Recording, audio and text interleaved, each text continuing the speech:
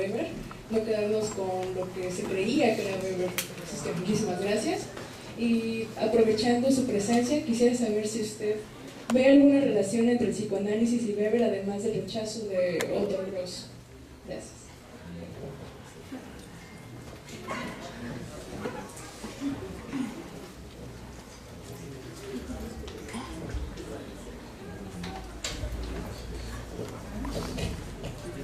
Bueno, pues muchas gracias, son muy buenas preguntas. Voy a empezar por la de Alberto, lo del conocimiento, la tecnología, la educación, empresas sociales. El punto central de lo que Weber está diciendo no es un romántico, no es un budista en el sentido de que esté diciendo que hay que dejar la tecnología o las máquinas o los instrumentos a un lado. En eso él consideraría, sí sentía que esto era parte de un destino ineluctable, ¿no? Incluso el destino de nuestro tiempo se caracteriza por racionalización, intelectualización, ese tipo de cosas. Pero lo que sí está haciendo es un diagnóstico de cómo se está transformando la esencia de la naturaleza humana. Se puede transformar por la cuestión en cómo se puede haber una extensión de la educación masiva con este tipo de nuevos elementos, pero eso no va a cambiar la cuestión de una transformación de características del ser humano.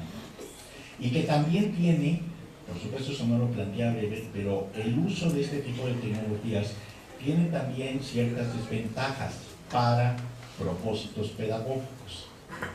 Por ejemplo, una de las cuestiones que se dice, ¿por qué es mejor en los salones de clase, algo que suena cada vez más utópico, incluso romántico, pero no lo es, tomar apuntes al estilo anterior y no una grabación o tomarlos con una gran velocidad que se pueden tomar ahora en las computadoras? Porque cuando se toman los apuntes de una conferencia con la computadora, se pierde la diferencia entre lo que puede ser importante y puede ser secundario o anecdótico. Se trata de transcribirlo todo. Mientras que cuando se va a tomar un apunte, se tiene que hacer mentalmente el esfuerzo por decir qué es lo realmente importante, porque no voy a tener tiempo de transcribirlo todo, cuál es la idea central y cuáles pueden ser los elementos secundarios o periféricos. Esta investigación proviene de los Estados Unidos, es decir, se pierde algo en términos, es como poner una grabación, ¿no? Pues también ahí lo que diga, se dice todo, pero no existe la posibilidad de hacer después una síntesis. Eso, además de las implicaciones de lo que sí puede tener una cuestión autista, donde ya no tiene que ver con cuestiones de patrones de consumo, es decir, pues vamos a consumir. Ya no vamos a consumir Coca-Cola porque tiene mucho azúcar y hay una correlación con la diabetes, entonces la voy a dejar a un lado y ya no voy a comer este tipo de cosas porque son dañinas o junkie food, ¿no? En el caso de la tecnología no es algo que podamos decidir que lo vamos a hacer a un lado como si fuera un objeto de consumo de comida chatarra.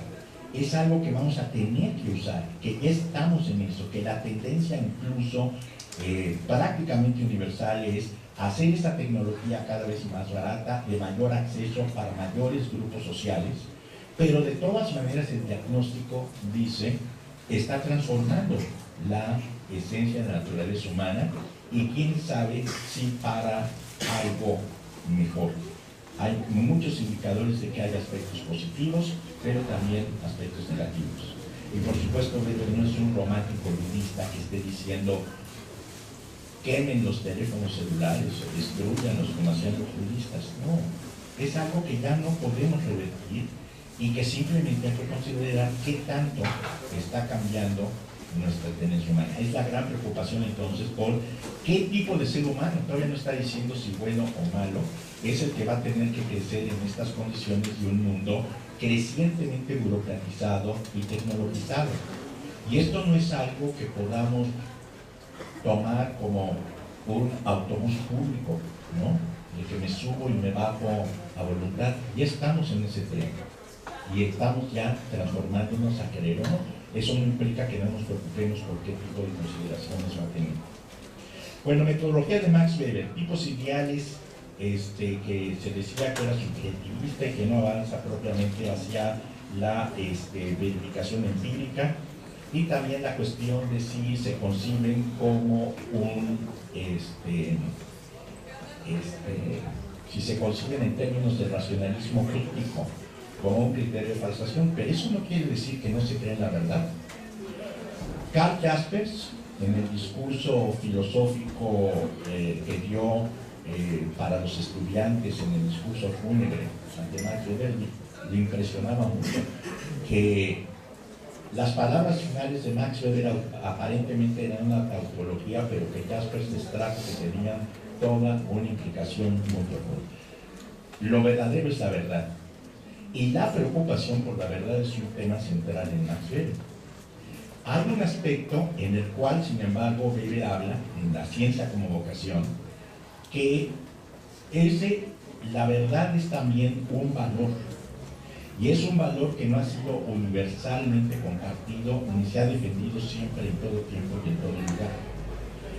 Culturalmente no es ni siquiera valor prioritario en determinados círculos culturales de la antigüedad, o incluso en actividades contemporáneas. En la política como vocación Weber define mucho la ética de responsabilidad, y en alguna ocasión la llega a asociar con la razón de Estado. En la razón de Estado, la verdad no es lo importante. La verdad queda absolutamente subordinado a lo que es importante para mantener la estabilidad política, lo estato, como diría Maquiavelo. Maquiavelo también dice que en muchas ocasiones no es conveniente decirle la verdad a las masas, ¿no?, al pueblo. Eso generaría muchos otros problemas, y la razón de Estado se basa en no decir a veces la verdad.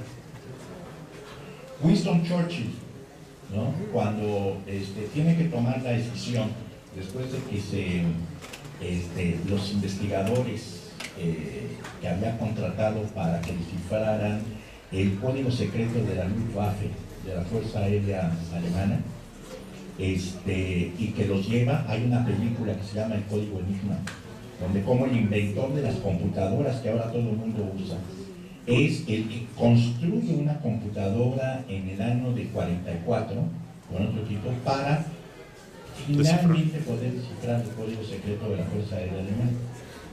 Y una vez que queda ya roto ese código secreto, Churchill dice: lo tenemos que utilizar estratégicamente para cortar la guerra. Sabemos que va a haber bombardeos de submarinos, que va a haber bombardeos en ciudades como Coventry, etc. Tengo familiares que viven ahí. ¿Saben qué? Se van a tener que morir. No sería ético que yo salvara a mi tía en Coventry y que no le dijera a las otras personas que también se tendrían que salir. Todos, parejo, sin distinción, porque no estoy operando con una moralidad privada, se van a tener que morir. Y estoy haciendo un cálculo estratégico. Lo importante es que, a pesar de que se van a morir 100, 200, 300 personas en Coventry, voy a poder usar, necesito esa información para garantizar la seguridad del desembarco de Normandía el día de hoy. No puedo exhibir en este momento que ya sé cuál es su código, porque me lo van a cambiar. Y lo tengo que guardar en secreto para el momento del desembarco de Normandía, de acuerdo a un cálculo estratégico. Jamás lo reconoció, jamás dijo, esta era la verdad, y jamás dijo que eso era con el criterio con el que estaba operando. Winston Churchill fue reelecto, no de manera consecutiva, en 1951, y jamás dijo que él había tomado ese tipo de decisiones. Se han descubierto después. Pero entonces ahí podemos ver cómo alguien, actuando con una ética de responsabilidad, de razón de Estado, dijo: la verdad no es el valor último. En el caso de Max Weber, la preocupación por la verdad, incluso esa obsesión que señala Jaspers, era el tema central. Nada más que no consideraba que la verdad fuera algo en el sentido hegeliano de que la racionalidad de la historia, que la historia tenga una racionalidad que pueda ser descubierta. En eso era constructivista.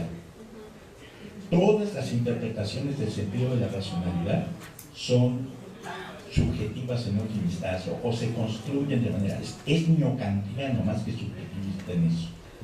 Y cualquier interpretación de la historia donde se le esté atribuyendo un fin es a final de cuentas una construcción consciente o inconsciente, ¿no? El que cree que va a venir el día del juicio final donde se van a separar a los santos de los pecadores y que se va a hacer ahí, bueno, es una construcción. Al igual que el que cree que al final de la historia, en términos dialécticos, va a llegar el comunismo científico, es otra construcción. Es más, Weber decía, de origen tan judeo-cristiano como la escatología filosófica de San Agustín en la Ciudad de Dios. Es exactamente lo mismo. Va a haber, ¿no?, un proceso mediante el cual hay una especie de paraíso, originalmente el comunismo primitivo, un pecado original donde se cae en el esclavismo, en la propiedad privada, etc. Y finalmente va a llegar un proceso de redención que es en el más allá, o es en el socialismo científico, donde van a desaparecer el Estado, las clases sociales, y se van a disipar, y va a desaparecer la dominación del hombre sobre el hombre. Y en eso Weber es muy realista. ¿Saben qué? Eso nunca va a ocurrir. Weber en ese sentido es un teórico del conflicto social mucho más radical que Marx, ¿no? Porque Marx considera que el conflicto social va a desaparecer, supuestamente cuando se transfieran los medios de producción de manos privadas a manos colectivas. Y que entonces van a desaparecer las clases sociales, y si el Estado se define como el aparato represivo al servicio de la clase dominante y ya no hay clases sociales, el Estado también desaparece. La perspectiva de Weber es, si se transfieren los medios de producción de manos privadas a manos colectivas, ya no va a existir la dominación o la explotación del burgués sobre el proletario. Va a existir un tipo de dominación peor, la del burócrata sobre el no burócrata. Y la tendencia a la burocratización es algo también de lo que no es un camión que podemos tomar y dejar a voluntad, es algo como la tecnología, ya estamos en ellos, no es algo que podamos revertir. Estamos dominados por un proceso de burocratización mucho más allá de lo que se piensa, porque, ojo, Weber insiste, la burocratización no es nada más de los aparatos del Estado. Toda la vida. Las empresas, la Ford, la Coca-Cola, TAMSA, todos operan con un criterio burocrático. Esta universidad opera con criterios burocráticos por todos lados, como cuando tienen ustedes que hacer un arreglo en el departamento de asuntos escolares. Y son cosas que no se pueden ya retrotraer, que existen como tal. Por esa razón hizo esa afirmación en su discurso del socialismo. En 1918 le piden varios oficiales del ejército austriaco que ya habían sido liberados que les hablara sobre el futuro del socialismo. Y ahí llega Weber, ¿no?, a que no les decía nunca a los estudiantes, a los que les dio la política como vocación, la ciencia como vocación, o la conferencia sobre el socialismo, lo que esperaban oír. Ciencia como vocación, ¿no? ¿Qué línea? ¿Qué nos dice, maestro? ¿Hacia dónde tenemos que ir ya que perdimos la guerra? Pues no les puedo dar línea, ¿no? Pero simplemente sí les puedo decir, ¿no?, que frente a aquellos que están esperando que llegue un Mesías que les diga vamos a unirnos, vamos a luchar juntos por la recuperación de Alemania, etc., terminaba una de estas conferencias, la ciencia como vocación, diciendo no nos espera algo positivo. Es más, usó una frase de Shakespeare: no nos espera la alborada del estío, sino que tenemos una cruda y gélida noche polar delante de nosotros, ¿no? Como la de los 12 años por los que acaba de pasar el estado de Veracruz, ¿no? Entonces, si alguien se hubiera dicho hace 12 años. Entonces tenía esa posición de decir, y el socialismo no es la solución, porque la transferencia de los medios de producción a manos colectivas no quita la industrialización, no quita la burocratización, no quita la tecnologización.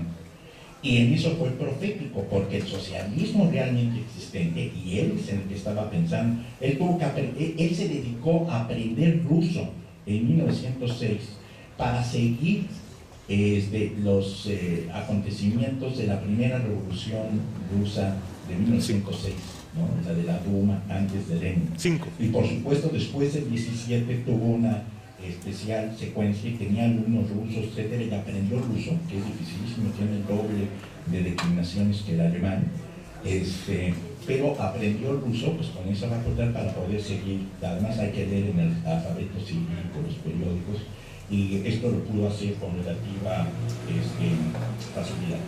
El caso de George Lucas. Bueno, George Lucas es un caso muy especial. Fíjense.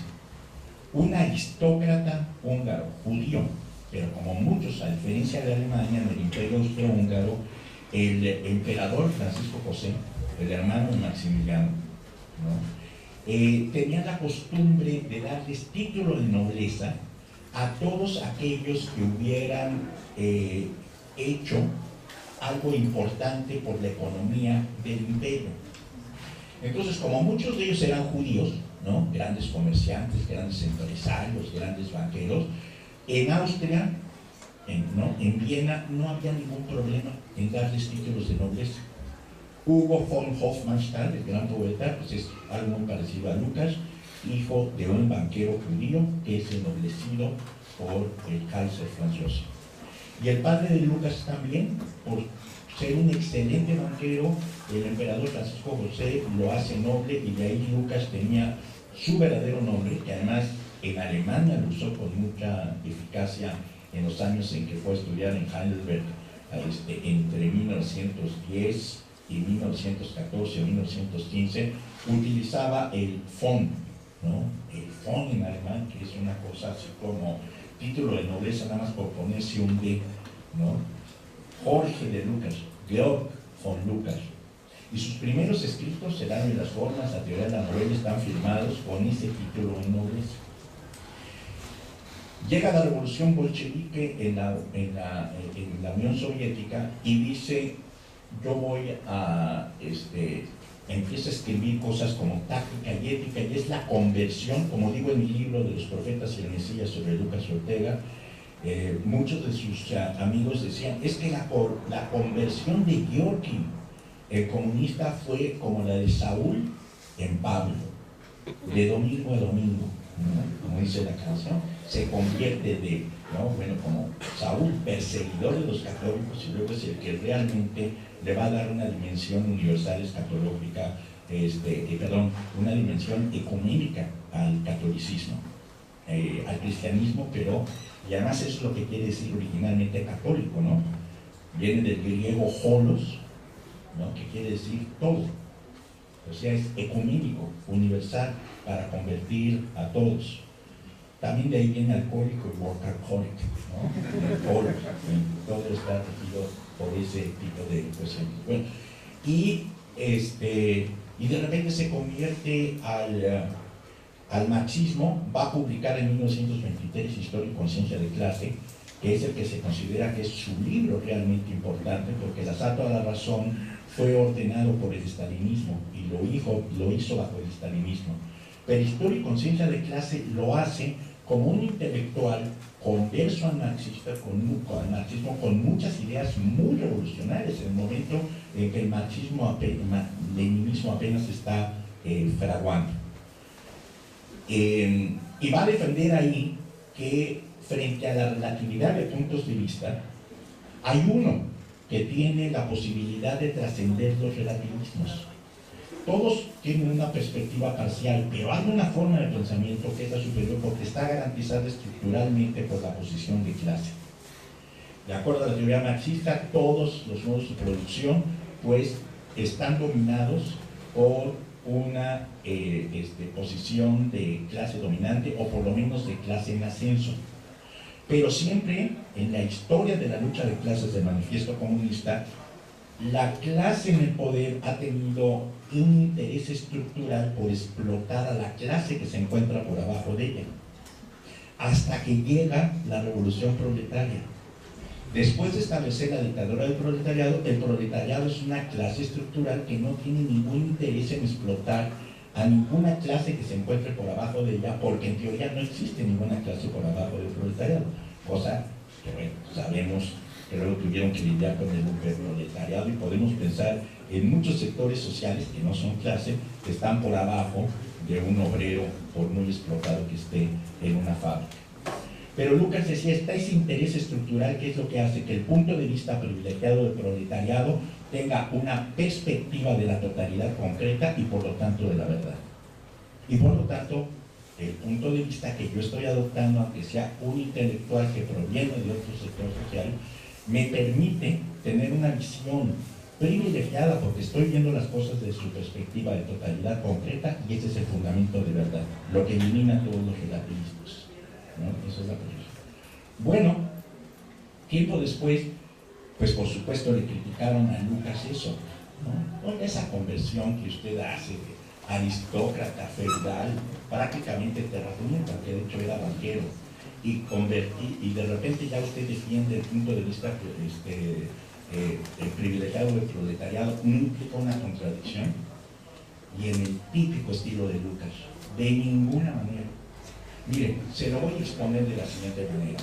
Ya sea cuando era un aristócrata feudal terrateniente, como ahora que tengo el punto de vista privilegiado del proletariado, los burgueses siempre me han dado un tremendo asco y me repugnan, y siempre he sido coherente, los burgueses siempre me repugnaron. Así que desde que era aristócrata o ahora que defiendo el punto de vista del proletariado, los burgueses siempre son, ¿no? Entonces, en ese sentido, eso es también típico de Lucas. Está la otra posición, la de Lucas de 1967. El Polículo le dice que tiene que retractarse de lo que dijo en 1923, la parte más creativa de su pensamiento, porque se le consideraba mientras tanto ya en Occidente, para 1967, como el padre del marxismo occidental.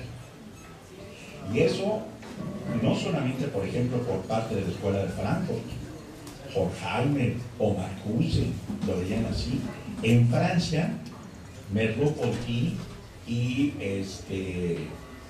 no Althusser nunca quiso porque era estructuralista, pero Merleau-Ponty y varios, el propio Sartre en la crítica de la razón dialéctica, que ya había aceptado el marxismo es la verdadera filosofía de nuestro tiempo, y descubrí que el existencialismo que había tenido en los años 40 de ser nada no era más que una ideología parasitaria del verdadero saber en nuestro tiempo, que es el marxismo, que es en cuestiones de método de 1957.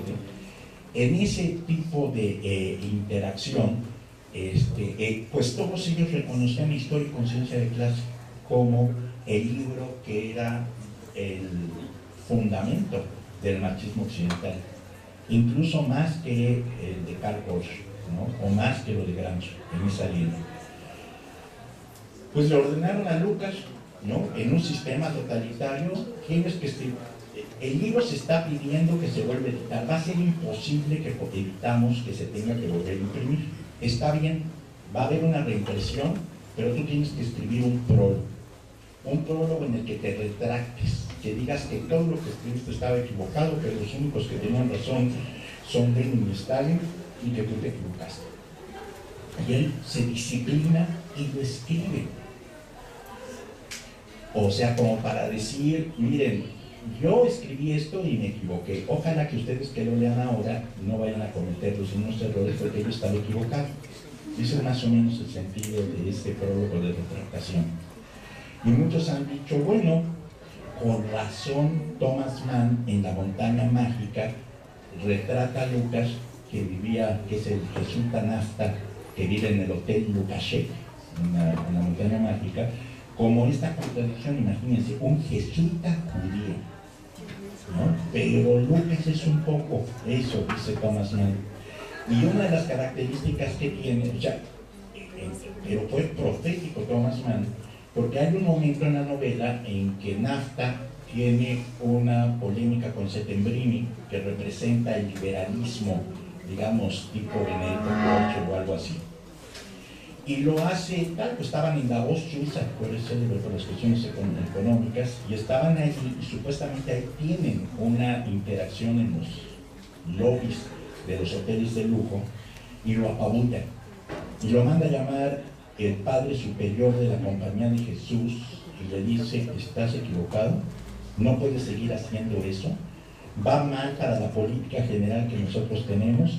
En la próxima reunión que tengas con Settembrini, provócalo para tener una discusión y te dejas ganar y apabullar y vas a decir que él te ganó.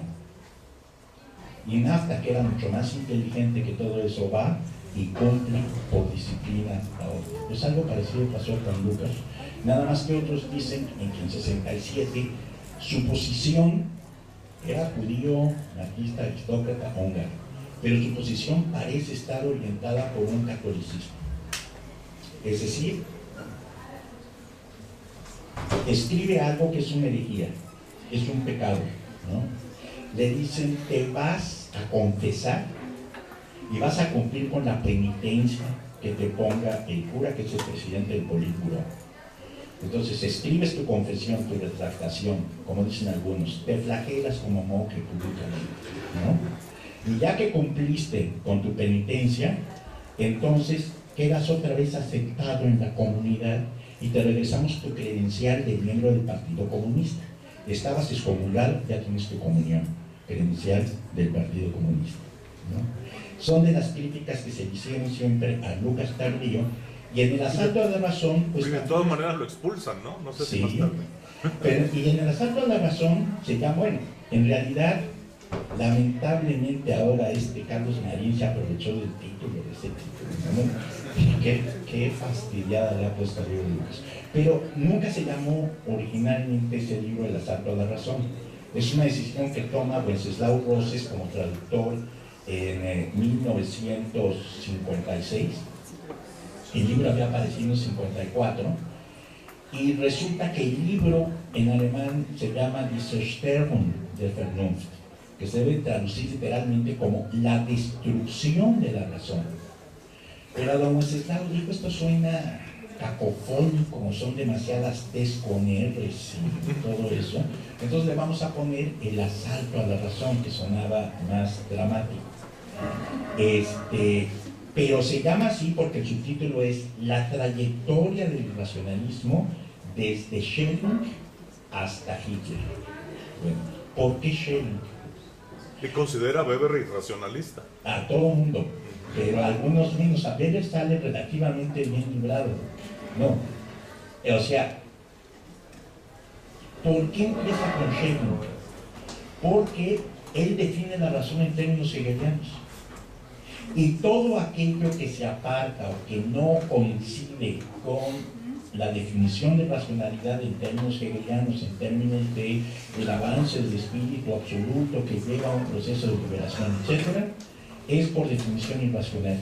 Así que, pues cualquiera que no sea hegeliano, hasta los neokantianos son irracionales. Rickert, Binderberg, todos son irracionales. Y en el caso de Max Weber, con él tiene un problema porque dice expresamente, incluso en aquellos casos que son como los más valiosos en términos de sus interpretaciones histórico-sociológicas, pues sigue existiendo el problema como lo del neocantismo, y como no es hegeliano, pues entonces es irracionalista. Algo que contradice mucho lo que había dicho en Historia y Conciencia de Clase, porque todo el término de cosificación y de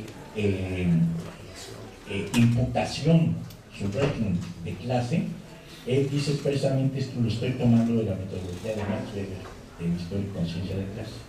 Entonces tiene esa dialéctica donde en más de una ocasión, en otra, ya para morir, hicieron unas entrevistas a Lucas, y él dice, bueno, le voy a confesar algo, ¿no? Con miedo de que le retiraran la credencial, ¿no? Con miedo del Partido Comunista.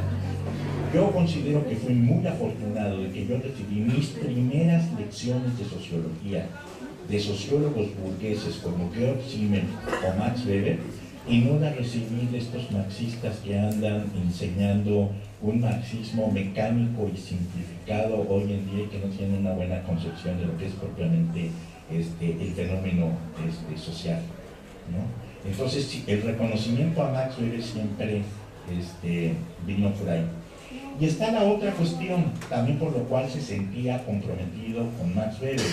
Max Weber intentó ayudarlo para que se habilitara como profesor en la Universidad de Heidelberg. Finalmente, como estalló la guerra, era imposible que le dieran el título a un húngaro, por lo menos durante los años de la guerra. Después de la guerra se lo dieron a Mannheim, en 29, en Frankfurt.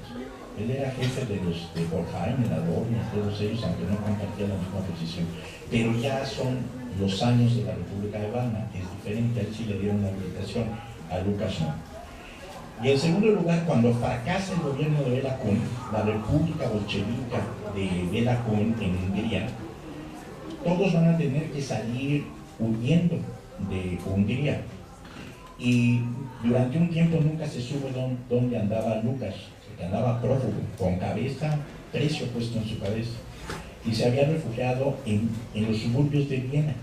Se había disfrazado, etcétera, y no lo pudieron. Muchos pensaban que se había ido a Moscú, estaba en Viena. Y Thomas Mann y varios más hicieron una carta donde le pedían al gobierno reaccionario de Rorty que si se encontraba Lucas, que no lo fuera a fusilar, que porque era un intelectual muy valioso, que tenía sus ideas por otro, que también era un gran crítico literario, y escribieron esa carta que era una especie de petición universal para que si lo encontraban, lo que tenían es, en el momento en que lo encuentren, lo van a ejecutar. Y aunque nunca lo encontraron, Lucas sabía que Max Weber había firmado esa iniciativa de Thomas Mann para que no lo ejecutaran. Forma parte entonces ya de las relaciones entre ellos dos. Romántico, bueno, historicista sí. Heroico no tiene una posición con respecto a que Das Held en sentido wagneriano como Siegfried o como Carlyle, no. Incluso él considera que algunos héroes, como los héroes carismáticos, pueden ser tremendamente negativos para el destino de una comunidad política. Él escribe las características que tiene un dirigente carismático, pero en la política como vocación se sabe que se está dirigiendo contra Kurt Eisner porque lo considera el líder de la República Bolchevique bávara, que duró unos cuantos meses. Lo consideraba como muy irresponsable en términos de lo que decía y actuaba. Pero aquí es importante, lo voy a conectar con lo de Freud, la otra pregunta, además de sus cuestiones con lo de sus recelos frente a Otto Gross. Max Weber tuvo a finales del 19 varios estudiantes, entre el 19 y enero del 20. Él estaba ya de profesor en Múnich. Y lo van a buscar varios estudiantes para decirle, oiga, profesor, queremos que usted tenga un intercambio, que usted está de acuerdo con lo que dice el gran héroe de la visión de los héroes y de la decadencia del occidente, que es Oswald Spengler. Y le dijo, bueno, por supuesto que no. Bueno, pues lo queremos invitar a un intercambio con Oswald Spengler, ¿no? Aquí en la Universidad de Múnich, en un lugar, y él aceptó ir. Y Spengler en ese momento, la publicación de La decadencia del occidente, imagínense, con ese título, muy bueno, del Untergang des Abendlandes, después de que habían perdido los alemanes la guerra, era como el profeta que les estaba diciendo hacia dónde iban a ir las cosas en el futuro. Pero en un punto específico, Spengler hace unas observaciones muy superficiales y burlonas de Karl Marx. Y entonces interviene Max Weber y le dice, mire, no es serio tomar, como usted está haciendo, a Karl Marx tan a la ligera. Y le voy a decir algo mucho más importante. Quien hoy, en este momento, 1919-1920, no ha saldado correctamente sus cuentas con Marx y con Nietzsche, no puede entender nada del siglo XX. Hay que, o sea, no tiene uno que ser marxista, pero a Marx hay que tomarlo en serio. A los marxistas vulgares, ¿no? Esos, bueno, esos mecanizan todos, esos, y además acuérdense que es una afirmación de Marx, no sé si en París, je ne suis pas marxiste. Yo no soy marxista. No, yo no soy marxista en ese sentido frente a eso. Bueno, entonces, pero hay que saldar las cuentas con ese y con Nietzsche, que es otra de las posiciones con respecto a Lenin. También no se le puede descartar, ay, Dios ha muerto, pues entonces Nietzsche ha muerto, dijo Dios, ¿no? Y cosas así. Hay que saldar las cuentas seriamente con ellos. Lo interesante, y eso me lo han dicho en otros lados donde he mencionado esto, Me dicen, pues le faltó a Freud. A Freud no lo consideraba como alguien que tuviera el mismo rango de importancia de Marx y Nietzsche para el siglo XX. Consideraba que había muchas cosas reduccionistas en la interpretación de Freud, pero que en todo caso, a pesar, bueno, Weber no conoce el texto que va a publicarse 10 años después de su muerte, de El malestar en la cultura, ¿no? En donde es el único texto donde Freud hizo un intento por llevar el psicoanálisis a una interpretación histórico, sociológica, cultural, llevarlo a las colectividades y no dejarlo en manos del individuo. Pero Max Weber, que entre otras cosas había estado en hospitales mentales y hasta dicen que en manicomios, y que hacía algunas bromas por una depresión que tenía, de que le decía a su esposa, aquí a todos cómo está el mundo exterior, porque aquí todos los loquitos no estamos como muy bien enterados. Bueno, todo eso. Era sumamente escéptico con respecto a lo que podía hacer el psicoanálisis. Finalmente él tenía un mucho mayor respeto por Karl Jaspers, que era un psiquiatra, un médico especializado en cuestiones psiquiátricas, pero que tenía una idea diferente de cómo se podían curar ciertos traumas psicológicos. Entonces su visión frente a Freud es que había formas alternativas que no se prestaban para los problemas de cómo tratar problemas mentales, que no se ajustaban a la posibilidad de los abusos y de lo que consideraba que era una charlatanería abusiva de alguien como Otto Gross. Porque ¿qué es lo que hacía Otto Gross en Monte de Ita, allí en ese lugar tan vanguardista donde estaba Isadora Duncan y todo este grupo de hippies vanguardistas en 1919, 1920, experimentando formas alternativas de vida, y vivían como hippies y fumaban mota y son como precursores de los hippies, ¿no? Y Weber los observa, pero también a cuidar algunos intereses de algunas familias, porque dice, aquí ya llegó esta muchacha jovencita que está guapísima y todo, ya aparece el barbaján abusivo de Otto Gross para decirle, mira, ¿sabes cómo podemos curarnos? Pues hay que regresar al instituto primario y vamos a acostarnos, ¿no? Y entonces decía, es que esto está consiguiendo que está utilizando el hecho de decir que tiene esa superioridad para venirse a acostar con todas las muchachas que vienen aquí a experimentar nuevas cosas. Por eso es que tenía una enorme posición despectiva frente a Otto Gross y la forma como manejaban no solamente a Freud, sino también a Wilhelm Reich, ¿no? Entonces esas eran pues algunas. Creo que con esto respondimos un tema muy amplio y que se puede ver además las formas como sigue siendo vigente la recuperación de Marx, porque su relación, de Weber, porque su relación con Marx es mucho más complicada de lo que se transmitió durante muchos años, los años de formación de la sociología dominante.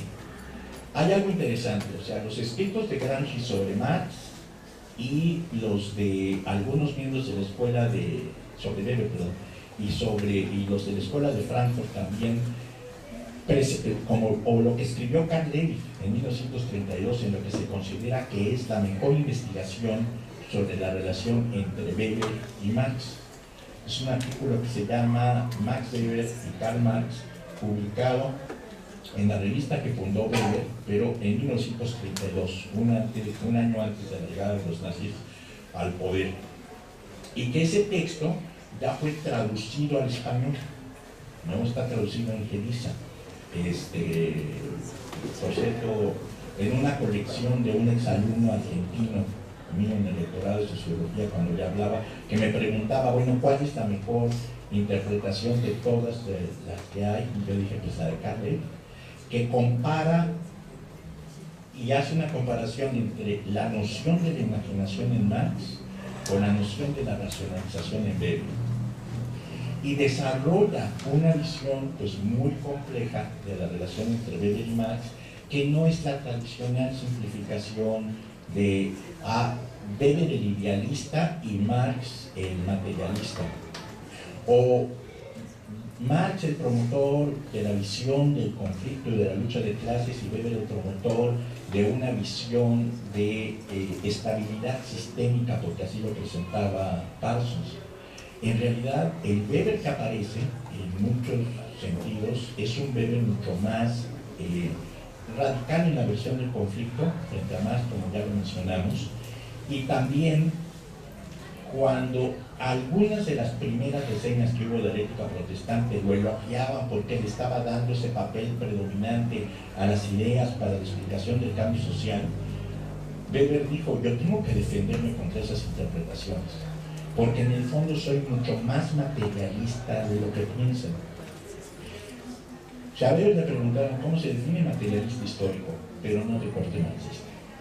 Porque para mí las cuestiones materialistas tienen que ver también un papel fundamental con aspectos de la dominación. Y Weber tomaba en cuenta dos aspectos que fueron muy descuidados por Marx, no necesariamente por Lenin. Por ejemplo, el papel de la burocracia. Y él decía: si se quiere hacer una revolución socialista, se va a tener que hacer a través de un partido político bien organizado. Yo no creo en los movimientos de levantamiento espontáneo si no están organizados por una élite de revolucionarios que tenga un partido político para conseguir esos objetivos. En eso coincidiría con Lenin. Y el segundo es que Weber decía, pues algo que para el marxismo sería superestructura ideológica, y que él decía es una de las fuerzas forjadoras y configuradoras del siglo XIX y va a seguir estando presente en el siglo XX, y podemos decir que sigue estando presente en el siglo XXI, es el nacionalismo. ¿Cómo es posible que Marx, que le tocó ver la unificación alemana con Bismarck y la unificación italiana con Garibaldi, despreciara el nacionalismo, no lo considerara como una fuerza crucial, central, y tomarla en serio? No es nada más una falsa conciencia o una falsa ideología, y partir del supuesto, ¿no? Proletarios de todos los países no tienen nada que perder más que sus cadenas. Y cuando llegó la Primera Guerra Mundial, ¿dónde estuvo la unificación del proletariado? Los franceses se fueron a apoyar a su gobernante francés, los alemanes a su gobernante alemán, los rusos al zar. Entonces, no se podía despreciar esa fuerza del nacionalismo. Es fundamental para entender también muchas movilizaciones contemporáneas. Y lo podemos ver hoy más vigente que nunca. Weber aplicado a las elecciones de Estados Unidos. El carisma de Trump, porque el carisma no se tiene que definir siempre en términos positivos, también los demagogos, y está teniendo un efecto fuerte sobre un sector importante del electorado de Estados Unidos que piensa pues en esos términos racistas, reaccionarios, misóginos, pero quiere decir que tiene un apoyo, y lo que Weber diría, pues esas creencias, equivocadas o no equivocadas, tienen que tomarse en cuenta para entender procesos de transformación política. En segundo lugar, usar el nacionalismo. Vamos a hacer América otra vez grande, y nos están afectando los mexicanos, y les vamos a poner allá su muro, que además ellos van a tener que pagar, y así vamos a empezar a ser grandes otra vez nosotros, o sea, descuidando todo lo que implica el proceso de globalización. Y vamos a acabar con el Telecán, porque eso ha beneficiado a los mexicanos y ha perjudicado a los trabajadores de Estados Unidos, ¿no? Yo sí he pensado, perdón, que como que el complemento perfecto al caso de que Trump fuera a ganar, yo estoy convencido de que no va a ganar, afortunadamente, yo creo que ya perdió, pero si hipotéticamente ganara, pues el complemento perfecto para él sería López Obrador, porque él diría, pues yo tampoco creo en el Telecán, así que quédate con tu Telecán, y frente a tu muro pues te pongo una cortina de nopal, como decía Carlos Fuentes, ¿no? Y entonces resulta que el aislamiento acabaría produciendo consecuencias catastróficas. Pero el punto central de lo que le estoy diciendo, imagínense esa posibilidad, que el nacionalismo ya desapareció o está más presente que nunca, frente al que está diciendo América es grande, y al que está diciendo a mí no me interesa tener Telecán, y no me interesa viajar a Estados Unidos, y presumo además de que nunca he viajado a Estados Unidos. Cada quien encerrándose en sus trincheras, que cada quien haciendo su Brexit, ¿no? En un sentido o en otro. Y sigue siendo importantísimo. Entonces, también por lo que pasó en el Brexit, vean lo importante que es el tema del nacionalismo. ¿Cuándo se va a acabar eso? Pues yo veo Siria, veo incluso el ISIS, que es transnacional, porque no es cierto que está circunscrito a una perspectiva nacional, pero lo que actúan los franceses, la forma como ven negativamente las cuestiones de la presencia de inmigrantes en Francia, las tendencias a decir todos esos, mientras más rápido los saquemos mejor, nos dice, no es que nos guste, no es que sea necesariamente algo favorable, pero o sí lo es, pero el punto es que es uno de los temas centrales con los que tenemos que lidiar, y que Weber, a diferencia de Marx, sí consideraba que iba a seguir constituyendo una fuerza ideológica y además muy variable, porque a veces el nacionalismo en determinados lugares está anclado a una estructura étnica y en otras no, es a una cuestión cultural, y se define en diferentes regiones. ¿Cómo se define el nacionalismo? Se define de diferentes maneras en función de diferentes experiencias culturales, y en eso Weber sí era un historicista, ¿no? Bueno, estamos a tiempo, ya no habría oportunidad de tener una segunda ronda de preguntas, son las 12:06 y hay otra mesa, que es la de tal discusión plástica en la violencia de encuentro. En fin, pero me parece que ha sido suficientemente enriquecedora su plática. Creo que no se cierra el problema, lo abre, y pues realizaremos el esfuerzo por construir nuevas oportunidades para continuar dialogando con usted. Entonces, bueno, en nombre de la Facultad de Sociología, me permito entregarle esta instancia.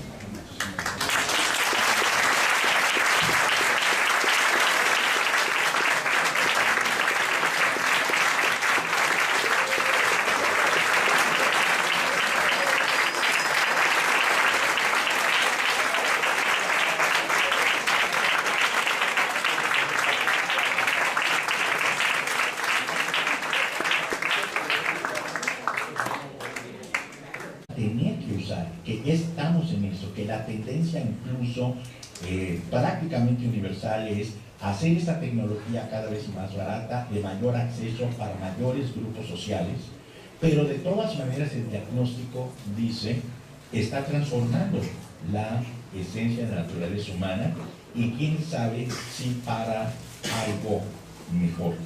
Hay muchos indicadores de que hay aspectos positivos, pero también aspectos negativos. Y por supuesto, Weber no es un romántico budista que esté diciendo quemen los teléfonos celulares o destruyanlos como hacían los budistas. No, es algo que ya no podemos revertir, y que simplemente hay que considerar qué tanto está cambiando nuestra tendencia humana. Es la gran preocupación entonces por qué tipo de ser humano, todavía no está diciendo si bueno o malo, es el que va a tener que crecer en estas condiciones de un mundo crecientemente burocratizado y tecnologizado. Y esto no es algo que podamos tomar como un autobús público, ¿no? De que me subo y me bajo a voluntad. Ya estamos en ese tren. Y está algo anecdótico. Se trata de transcribirlo todo. Mientras que cuando se va a tomar un apunte, se tiene que hacer mentalmente el esfuerzo por decir qué es lo realmente importante, porque no voy a tener tiempo de transcribirlo todo, cuál es la idea central y cuáles pueden ser los elementos secundarios o periféricos. Esta investigación proviene de los Estados Unidos, es decir, se pierde algo en términos, es como poner una grabación, ¿no? Pues también ahí lo que diga, se dice todo, pero no existe la posibilidad de hacer después una síntesis. Eso, además de las implicaciones de lo que sí puede tener una cuestión autista, donde ya no tiene que ver con cuestiones de patrones de consumo. Es decir, pues vamos a consumir. Ya no vamos a consumir Coca-Cola porque tiene mucho azúcar y hay una correlación con la diabetes, entonces la voy a dejar a un lado, y ya no voy a comer este tipo de cosas porque son dañinas, o este junkie food, ¿no? En el caso de la tecnología no es algo que podamos decidir que lo vamos a hacer a un lado como si fuera un objeto de consumo de comida chatarra. Es algo que vamos a... Pero Lo que sí está haciendo es un diagnóstico de cómo se está transformando la esencia de la naturaleza humana. Se puede transformar por la cuestión en cómo se puede haber una extensión de la educación masiva con este tipo de nuevos elementos, pero eso no va a cambiar la cuestión de una transformación de características del ser humano.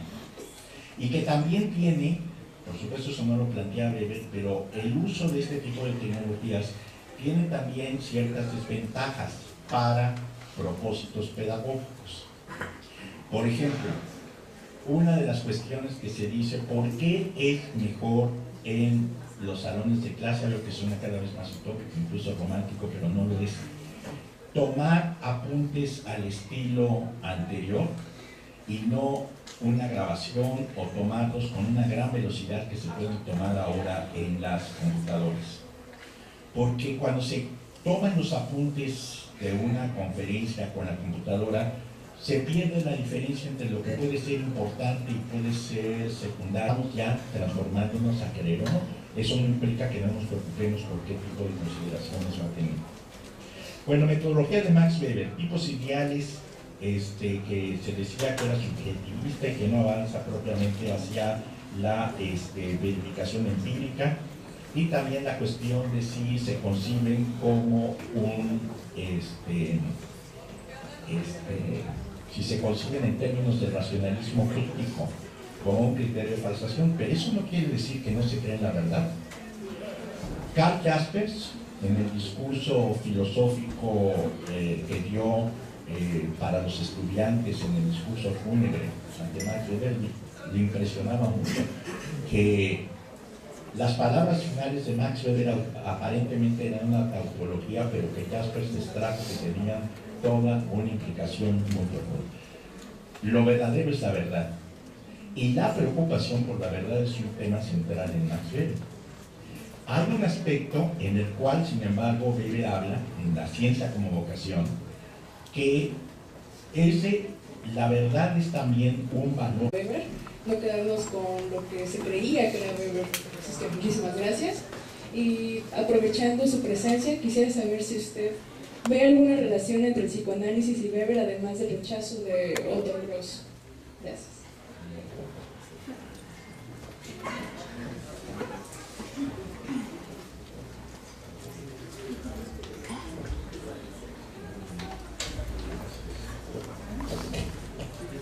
Bueno, pues muchas gracias, son muy buenas preguntas.